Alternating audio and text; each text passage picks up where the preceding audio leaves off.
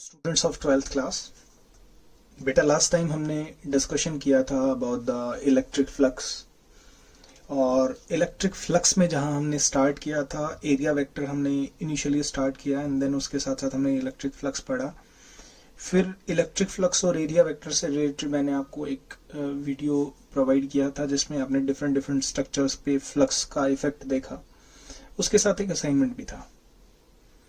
इसके बाद बात आई कि हम गॉसेस थ्योरम को कैसे पढ़ सकते हैं, उससे रिलेटेड आपने कुछ फैक्ट्स जाने, कुछ क्वेश्चंस किए एंड गॉसेस थ्योरम से रिलेटेड एक न्यूमेरिकल प्रॉब्लम बेस्ड एक वीडियो था।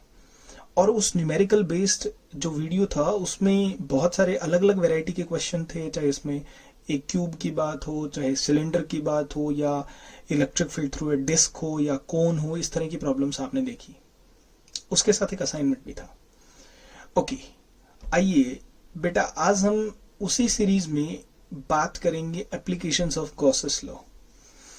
और जहां एप्लीकेशंस ऑफ गॉसेस लॉ की बात आई तो उससे पहले वाले जस्ट बिफोर दिस वीडियो हमने deduction of columns law from Gauss's law, यानी गॉसेस लॉ से आप कॉलम्स लॉ कैसे डिराइव कर सकते हैं, हमने उसके बारे में भी जाना। यानी एक स्पेशल डेरिवेशन था जो कई बार पूछ लिया जाता है अलग अलग सिचुएशंस के हिसाब से। ओके, इसके साथ साथ इसके दूसरे हिस्से में था बेटा electric field intensity due to a cylinder, यानी एक स्ट्रेट वायर की वजह से कितना इलेक्ट्रिक फील्ड था। वो टॉपिक है, वो काफी इंपॉर्टेंट है और वो कई बार एग्जाम्स में पूछा जाता है डेरिवेशन के पर्पज से। ओके, तो क्वेश्चन अब ये आता है, आज का हमारा टॉपिक है इलेक्ट्रिक फील्ड किसी यूनिफॉर्मली चार्ज्ड थिन, बहुत थिन शीट है, उसकी वजह से कितना इलेक्ट्रिक फील्ड होगा। बेटा अपना माइंड रिकॉल करो, एक बार अपना रिकॉल करो अपने आप को। जब हमने एक गॉसियन सरफेस पे एक छोटा सा पॉइंट लिया था तो वहां पर मैंने आपको एक साइड में टेबल बनाई थी और उसमें मैंने गॉसियन सरफेसेस ड्रॉ करके बताए थे कि अगर आपके पास एक स्फेरिकल चार्ज है, अगर आपके पास स्फीयर है, अगर आपके पास एक शीट है, अगर आपके पास सिलेंडर है, तो what kind of Gaussian surface will be there around that, है ना। तो क्वेश्चन ये आता है कि हमारे पास यहाँ दिख रही है एक शीट है, यूनिफॉर्मली चार्ज्ड है बेटा ये, और थिन है। ये थिन है मतलब जिसकी थिकनेस बहुत ज्यादा छोटी है, उसके सरफेस पे चार्ज है और यूनिफॉर्मली चार्ज्ड है वो। ओके, तो हमें उसके लिए electric field intensity find out करनी है। अब क्वेश्चन ये आता है थिन शीट के लिए आप एक एनक्लोज सरफेस कैसा बनाओगे, राइट। तो हमने इलेक्ट्रिक फील्ड इंटेंसिटी एक सिलेंडर के लिए पढ़ा है, तो हम क्या करते हैं, हम एरिया वेक्टर ड्रॉ करने के लिए हमने ये किया कि हमने कुछ इस तरह से, ये एक थिन शीट है, यानी ये जो पीस ऑफ पेपर है ये एक थिन शीट की तरह वर्क कर रहा है और इसके बीचों बीच से हमने एक सिलेंडर को पास कर दिया, जैसे इस तरह से ये कंडीशन लगी हुई है यहाँ पर, बिल्कुल इस कंडीशन की तरह, राइट। ओके, अब ये देखिए अगर ये इसके बीचों बीच पास कर रहा है तो देखिए इलेक्ट्रिक फील्ड इसके सरफेस चार्ज होंगे यहाँ पर और वो चार्ज क्या करेंगे बेटा, इलेक्ट्रिक फील्ड बाहर करेंगे। तो लेकिन हमें फ्लक्स फाइंड आउट करना था, इसलिए मैंने क्या किया, ये एक सिलेंडर ले लिया और सिलेंडर का ये जो पोर्शन है, this portion is said to be the area vector. ये आपका जो पोर्शन है ये एक एरिया वेक्टर की तरह ट्रीट करा जाएगा और इधर ये एरिया वेक्टर की तरह। तो क्वेश्चन ये आया कि यहां पर नेट फ्लक्स क्या होगा। जैसा आप देखिए, आपने इसका कंटेंट इनिशियली ऑब्जर्व कर लीजिए, उसके बाद बहुत सिंपल है, डेरिवेशन में कोई बहुत ज्यादा दिक्कत नहीं आने वाली आपको। अब इस शीट के ऊपर जो चार्ज है उसका इलेक्ट्रिक फील्ड हम इसके थ्रू देख सकते हैं, इसके थ्रू देख सकते हैं। और अगर मैं इलेक्ट्रिक फ्लक्स देखूं तो electric field passing through this area vector and electric field passing through this area vector. I hope clear होगी ये सिचुएशन। और दूसरी बात बेटा, ये जो शीट है ये इनफाइनाइट लॉन्ग है। इनफाइनाइट लॉन्ग मतलब जिसकी लेंथ बहुत ज्यादा लंबी है, तो हम एक सर्टेन पोर्शन का फ्लक्स निकाल लेंगे और उसकी इंफिनिटी, अगर देखो इसको फाइनाइट लेंथ का लेंगे तो इसके ना एज इफेक्ट आ जाते हैं। ये बात आपने सिलेंडर वाले टॉपिक में भी पढ़ी है और हमने वहां पे भी बताया था, इनफाइनाइट लॉन्ग सिलेंडर के लिए पढ़ा है और वो इंपॉर्टेंट टॉपिक है बेटा। और हम इनफाइनाइट लॉन्ग इसलिए यूज करते हैं क्योंकि वहां पर एज इफेक्ट को खत्म किया जा सके। एज इफेक्ट समझ रहे हो, ये कोनों का इफेक्ट, वरना ये किनारों का इफेक्ट भी कंसिडर किया जाता है। आइए स्टार्ट करते हैं। तो यहां पर एक थिन शीट दिया गया है जिसका देखिए, अब इसके ऊपर जो चार्ज डिस्ट्रीब्यूट होगा बेटा वो कैसे होगा, सरफेस पे डिस्ट्रीब्यूट होगा। क्यों? क्योंकि सरफेस चार्ज डेंसिटी के अकॉर्डिंग लैम्डा, सिग्मा और रो आता है ना। तो इसका सरफेस एरिया ज्यादा है, that's why charge is distributed on this.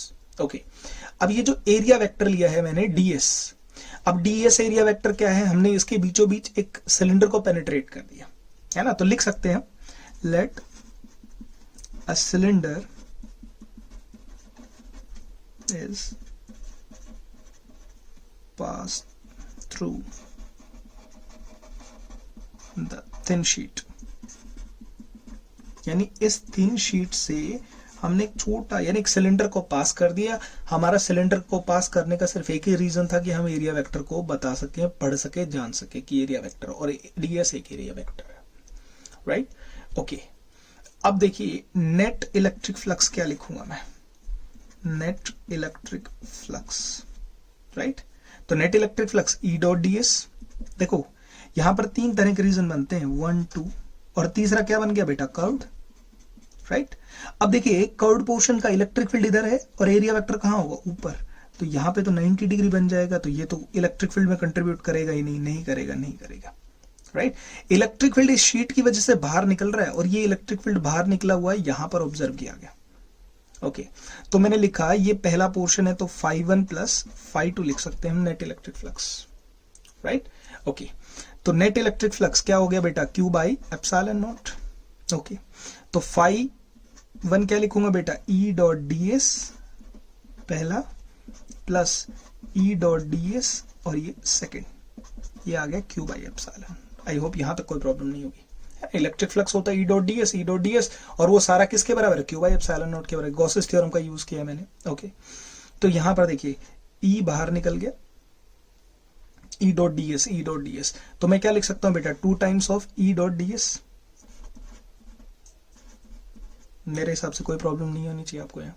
अच्छा, यहां पर ना एक और टर्म मैंने एक्चुअली शॉर्टकट ले लिया यहाँ, क्योंकि इलेक्ट्रिक फील्ड और एरिया वेक्टर बेटा पैरेलल है और थीटा 0 है, और cos 0 आप लोगों को पता है कितना होता है, 1 होता है। cos 0 कितना होता है, 1, इसलिए हमने डायरेक्ट लिख लिया, this is equal to Q by epsilon naught. यहां तक कोई प्रॉब्लम नहीं होनी चाहिए। अच्छा, ds ना सरफेस एरिया है, हम इसको डायरेक्ट भी यूज कर सकते हैं। अगर मैं चार्ज को लिखना चाहूं तो सिग्मा की फॉर्म में, देखो यहां का जो चार्ज है वो किस फॉर्म में निकल रहा है बेटा, इलेक्ट्रिक फील्ड दे रहा है वो किसकी फॉर्म में, सिग्मा की वजह से निकल रहा है। सिग्मा समझ रहे हो, सरफेस चार्ज डेंसिटी है, तो सिग्मा क्या लिख सकता हूं बेटा, charge upon area, charge upon area. तो सिग्मा क्या लिखा मैंने, sigma is equal to charge Q है और सरफेस एरिया मैंने ds लिख दिया, राइट? तो सिग्मा डॉट ds किसके बराबर लिखा बेटा, क्यू के बराबर लिख लिया। आई होप यहां तक क्लियर होना चाहिए आपको। Sigma is equal to charge upon. अच्छा, क्वेश्चन आता है सर हम यहां पर ना सिलेंडर का भी एरिया यूज करूंगा मैं, तो सिलेंडर की वजह से क्या होगा बेटा, आपको जो इलेक्ट्रिक फील्ड निकालना है वो शीट की वजह से निकालना है। सिलेंडर तो एक ये समझ लीजिए हमारे लिए एक मोहरा है, मोहरा समझ रहे हो, हमारे लिए एक तरीका है कि हम इस शीट तक कैसे पहुंचे, दैट्स वाई। तो देखिए यहां पर क्या है, 2e और इंटीग्रेशन ऑफ ds यहां लिख दिया, या इसको s लिख दो बेसिक, Q बाई एरिया लिख दो तो a, या s लिखो तो s, है ना, ताकि इंटीग्रेशन मिलके आपको s आ जाए। ओके, तो मैंने लिखा Q upon epsilon not. Okay, तो यहां आ गया बेटा 2 इंटू ds का इंटीग्रेशन s लिख दिया, और ये देखिए क्या लिखा मैंने, चार्ज को क्या लिखूंगा, इज इक्वल टू, चार्ज को लिखूंगा sigma into s upon epsilon naught. यहां तक क्लियर होगा ना, चार्ज क्या है Q, एरिया क्या है, सरफेस एरिया, मैंने s लिख दिया। ओके, तो s से s कट गया बेटा आपका। और अब देखिए यहां पर इलेक्ट्रिक फील्ड में क्या लिख सकता हूं, इलेक्ट्रिक फील्ड लिखा मैंने sigma upon 2 epsilon not, sigma upon 2 epsilon not. ये इलेक्ट्रिक फील्ड किस शीट के लिए बेटा, ये किसी थिन शीट के लिए। थिन शीट समझते हो, जिसकी थिकनेस बहुत ज्यादा कम हो और उसकी सरफेस चार्ज डेंसिटी सिग्मा हो, राइट? यहां तक मेरे हिसाब से आपको कोई प्रॉब्लम नहीं आनी चाहिए। इस टॉपिक को अच्छे से पढ़ लेना, क्योंकि यही टॉपिक 2-3 चीजों में आपस में इंटरकनेक्टेड मिलेगा आपको। और ये थिन शीट भी कैसी लॉन्ग होनी चाहिए बेटा, इनफाइनाइट लॉन्ग होनी चाहिए। कैसी होनी चाहिए, इनफाइनाइट लॉन्ग। आइए इसके बारे में कुछ मेन बातें हैं वो देख लेते हैं। This is sigma upon 2 epsilon not. अच्छा, सिग्मा को क्या लिख सकता हूं मैं, charge upon area into 2 epsilon not, ये भी लिख सकता हूं, लिख सकता हूं ना, sigma charge upon area into 2 epsilon not, ये भी लिख सकता हूं। ओके, लेकिन अगर देखो ये एक इंपॉर्टेंट क्वेश्चन बन जाता है, ये डिस्टेंस आर है और ये डिस्टेंस आर है, आपका इलेक्ट्रिक फील्ड इंटेंसिटी का वेरिएशन पूछा जाए डिस्टेंस के साथ शीट के लिए, ये तो है इलेक्ट्रिक फील्ड और ये है डिस्टेंस, राइट? ओके, तो क्वेश्चन आता है सिग्मा, सिग्मा क्या है, surface charge density. Surface charge density मतलब इस सरफेस की प्रॉपर्टी है, टू कांस्टेंट, एप्सिलॉन नॉट भी कांस्टेंट। अच्छा, क्वेश्चन ये नहीं आना चाहिए कि सर इसका एरिया, नहीं बेटा मैं तो डिस्टेंस की बात कर रहा हूं, शीट से डिस्टेंस पे, तो कहीं कोई फैक्टर ही नहीं आता आपका। क्या आता है? नहीं। आप इस शीट से दूर चले जाइए, इसका मतलब इलेक्ट्रिक फील्ड डिपेंड नहीं करता। ये ग्राफ एक इंपॉर्टेंट ग्राफ है, आप अपनी नोटबुक में नोट कर लेना इसको, इसके साथ जहां इलेक्ट्रिक फील्ड और डिस्टेंस का ग्राफ पूछा जाता है for variation of distance and electric field for a thin sheet या थिन चार्ज शीट, उस केस में। अच्छा, ये बात हमने सिलेंडर के केस में भी पढ़ी है बेटा। अगर एक स्पेशल केस आ गया हमारे पास यहां कि अगर sigma is greater than zero है, sigma is greater than zero है, तो इलेक्ट्रिक फील्ड कैसा होगा बेटा? रेडियली यानी आउटवर्ड होगा। आप उसको आउटवर्ड कह सकते हैं मेरे हिसाब से, है ना, क्योंकि इलेक्ट्रिक फील्ड बाहर की तरफ निकलते हैं, चारों तरफ लीनियर फॉर्म में निकलता है। अगर सिग्मा लेस देन जीरो है तो इलेक्ट्रिक फील्ड कैसा होगा बेटा? इनवर्ड होगा। कैसा होगा? इनवर्ड होगा। तो ये दो तीन बातें इस डेरिवेशन के साथ थी जो कि आप नोट कर लेंगे, है ना। ये जो टॉपिक था बेटा, ये electric field intensity for a thin sheet था। थिन शीट के केस में उसको फटाफट रिवाइज कर देता हूं एक बार कि हमने क्या किया, एक बहुत थिन शीट ली कुछ इस तरह से, और उसके बीच उसका इलेक्ट्रिक फ्लक्स मतलब उसका एरिया वेक्टर लोकेट करने के लिए हमने क्या किया, हमने एक सिलेंडर उसके बीचों बीच पास कर दिया, राइट। सिलेंडर मतलब इलेक्ट्रिक फ्लक्स यहां से और इलेक्ट्रिक फ्लक्स यहां से पता लगाना, है ना। तो हमने क्या किया, इलेक्ट्रिक फील्ड इस एरिया वेक्टर से पास होता है, इस एरिया वेक्टर से।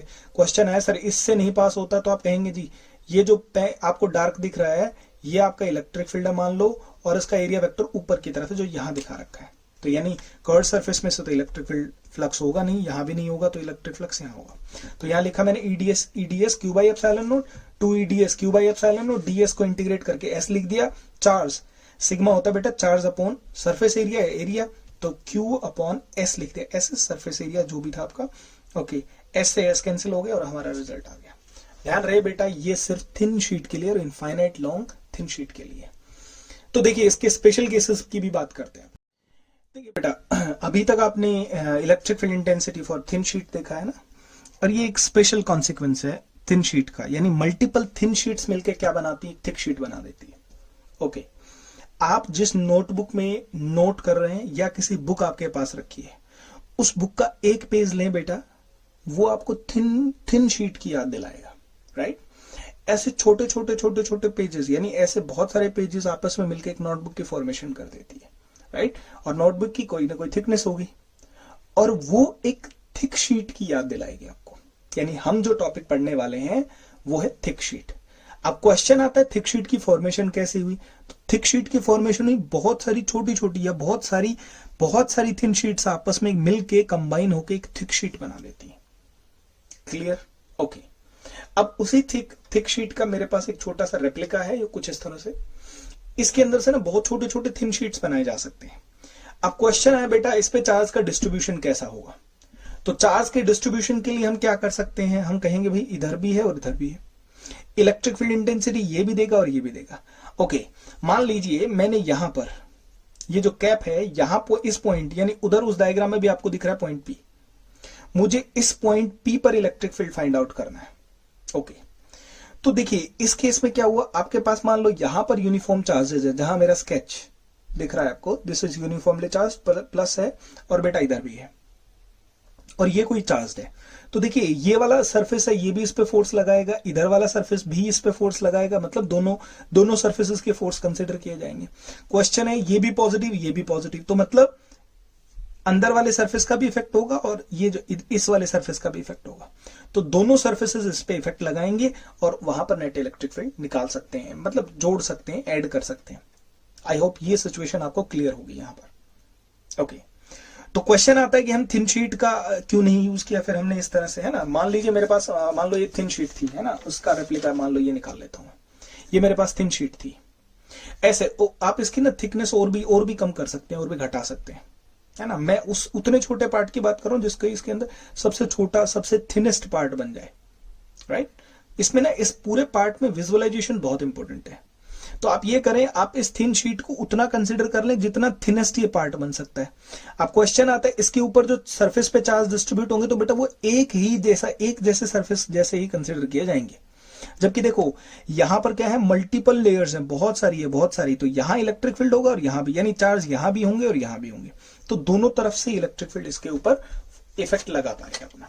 तो मतलब मैं क्या कहूंगा, electric field, net electric field क्या लिखूंगा, net electric field at point P, यानी पॉइंट पी पर नेट इलेक्ट्रिक फील्ड में क्या लिख सकता हूं, तो ई नेट लिखा E1 प्लस E2। अच्छा क्वेश्चन आता है, ये इलेक्ट्रिक फील्ड किसका है, ये इलेक्ट्रिक फील्ड एक थिन का है और ये भी इलेक्ट्रिक फील्ड किसका है बेटा, थिन का है ना। अब एक और क्वेश्चन अराइज होता है हमारे माइंड में कि सर ये जो आपने जो रेप्लिका दिखाया था ये तो दो थिन से तो नहीं मिलके बना हुआ, लेकिन बेटा मैंने ऐसे किया है, इस वाले सरफेस को एक सरफेस थिन ले लिया और इसको एक थिन ले लिया, राइट, और इनके इलेक्ट्रिक फील्ड को ऐड कर दिया, मिलके क्या बनाएंगे, नेट इलेक्ट्रिक फील्ड बना देंगे, राइट, क्योंकि चार्ज तो हमेशा सरफेस पे ही रहता है। ओके, तो देखिए पहले वाला इलेक्ट्रिक फील्ड मैं क्या लिखूंगा बेटा, सिग्मा अपॉन 2 एप्सिलॉन नॉट, दूसरे वाला भी सिग्मा अपॉन 2 एप्सिलॉन नॉट, मतलब नेट इलेक्ट्रिक फील्ड अगर मुझे लिखना पड़े तो 2 सिग्मा अपॉन 2 एप्सिलॉन नॉट, ये दोनों कैंसिल आउट हो गए, तो नेट इलेक्ट्रिक फील्ड जब हमें मिला है this is sigma upon epsilon not. और ये जो इलेक्ट्रिक फील्ड है ये किसके लिए है बेटा, फॉर थिक शीट, और ध्यान रखें ये इनफाइनाइट है, कैसी है ये, इनफाइनाइट थिक शीट है ये, क्यों इनफाइनाइट, अगर फाइनाइट यूज करते हो ना बेटा, अगर आप फाइनाइट थिक शीट की बात करते हो तो वहां पर क्या इफेक्ट कंसिडर किए जाते हैं, एज इफेक्ट कंसिडर किया जाता है। एज इफेक्ट का मतलब इन किनारों के इफेक्ट भी ट्रीट किए जाते हैं, इनकी वजह से भी इलेक्ट्रिक फील्ड को काउंट किया जाता है, लेकिन हम उन चीजों को अब स्टडी नहीं करेंगे, हमारे कोर्स कंटेंट में इतनी बातें हैं। आई होप ये चीजें क्लियर हुई होंगी। थिन और थिक शीट में खास तौर पे ध्यान रखना है, थिन का electric field sigma by 2 epsilon not होता है और थिक का क्या होता है बेटा, सिग्मा बाई एप्सिलॉन नॉट। देखिए बेटा अभी जो टॉपिक आपने पढ़ा उसी से रिलेटेड एक बहुत सिंपल सा न्यूमेरिकल है। जहां तक इसकी न्यूमेरिकल्स की बात है, कोई बहुत ज्यादा न्यूमेरिकल्स नहीं मिलेंगे आपको as far as this topic is concern. तो इस टॉपिक से रिलेटेड बेसिक क्वेश्चन है, देखिए ये कहता है कि charge of 8.85 micro coulomb is distributed over a plane sheet of 100 meter square, calculate the electric field at 2 meter from it। अच्छा ये तो आपने ना थ्रू आउट द क्वेश्चन देखा होगा, इस बात से तो कोई फर्क नहीं पड़ता, या पड़ता है, नहीं, इससे कोई फर्क नहीं पड़ता। क्यों, इलेक्ट्रिक फील्ड डिस्टेंस पे डिपेंड नहीं करती कि आप कितना दूर मेजर कर रहे हो या कितना दूर ऑब्जर्व कर रहे हो उससे। ओके, तो हमारे पास ये शीट है एक। अब जो सेकेंड इंपॉर्टेंट बात है वो यहाँ ये आती है कि सर थिक शीट है या थिन शीट है। बेटा एक बात हमेशा ध्यान रखना, जब तक आपको क्वेश्चन में नहीं दिया जाए of certain thickness, finite thickness, तब तक आप उसको थिन ही कंसिडर करके चलेंगे। इस क्वेश्चन में कहीं भी नहीं दिया गया कि उसकी फाइनाइट थिकनेस है या कोई थिकनेस है, राइट। जब तक आपको थिकनेस के बारे में नहीं कहे क्वेश्चन, तब तक आप अपने अकॉर्डिंग थिन शीट का ही रिजल्ट लगाएंगे। तो इलेक्ट्रिक फील्ड क्या हो गया बेटा, for thin sheet sigma upon 2 epsilon not. लेकिन देखिए यहां पर चार्ज गिवन है ना, तो सिग्मा क्या हो गया, सिग्मा हो गया Q बाई A और ये हो गया 2 एप्सिलॉन नॉट, राइट। गिवन है चार्ज कितना है 8.85 इंटू 10⁻⁻6 कूलम, माइक्रो है, ठीक है। एरिया है 100 मीटर स्क्वायर, है ना। डिस्टेंस 2 मीटर है, लेकिन हमें इससे लेना देना ही नहीं है क्योंकि डिस्टेंस पे डिपेंड ही नहीं करते। ग्राफ आपने किया भी होगा, है ना, इलेक्ट्रिक फील्ड और आर के बीच में जो ग्राफ था हमारा। ओके, चलिए वैल्यू पुट कर देते हैं। This is 8.85 10⁻⁻6 divided by area is 100, this is 2 and this is 8.85 into 10⁻⁻12, है ना। एप्सिलॉन नॉट की वैल्यू हमने लिखी थी। ओके, तो ये कट गया हमारा, ये हो गया E इज इक्वल टू 10⁻6 हो गया ऊपर, ये हो गया 100 और ये हो गया 2, राइट। तो ये हो गया 10⁻4 और ये हो गया 2, है ना। तो ये अपना आ गया 10,000 divided by 2, this is 5,000 Newton पर कूलम, है ना। आई होप ये बात आपको क्लियर होगी। बेटा आप अपनी टेक्स्ट बुक या कोई एनसीईआरटी सोल्ड एग्जाम्पल में ना कोई एक आधा क्वेश्चन मिल जाएगा आपको, ट्राई करें उससे रिलेटेड और इन टॉपिक्स को अच्छे से पढ़ें। इन चीजों के नोट्स साथ साथ बना ले बेटा, इस बात का खास तौर पे ध्यान रखें। नेक्स्ट जो क्लास होगी उसमें हम डिस्कशन करेंगे about the electric field intensity for 2 thin sheets. उसके लिए कि फिर सिमिलर होंगी, फिर नॉन सिमिलर थिन शीट्स होंगी, है ना। तो इसके बाद हम इन टॉपिक्स पे डिस्कशन करेंगे, राइट।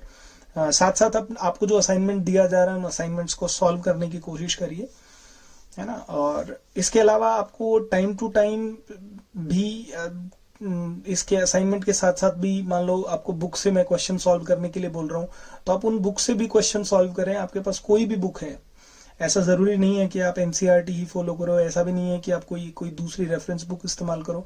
जो आपके पास कंटेंट अवेलेबल है वो कंटेंट आप ले लो, वरना आप मेरे को व्हाट्सअप कर दो। मेरे साथ जितने बच्चे जुड़े हुए उनके साथ पास टाइम टू टाइम बेटा जाता रहता है मैसेज अबाउट द असाइनमेंट। अगर आपको चाहिए तो आप अपने साथियों से ले लो, या फिर आप मुझे व्हाट्सअप कर सकते हो, मैं आपको क्वेश्चन का जो असाइनमेंट है वो सेंड कर दूंगा। थैंक यू, मिलते हैं नेक्स्ट क्लास में।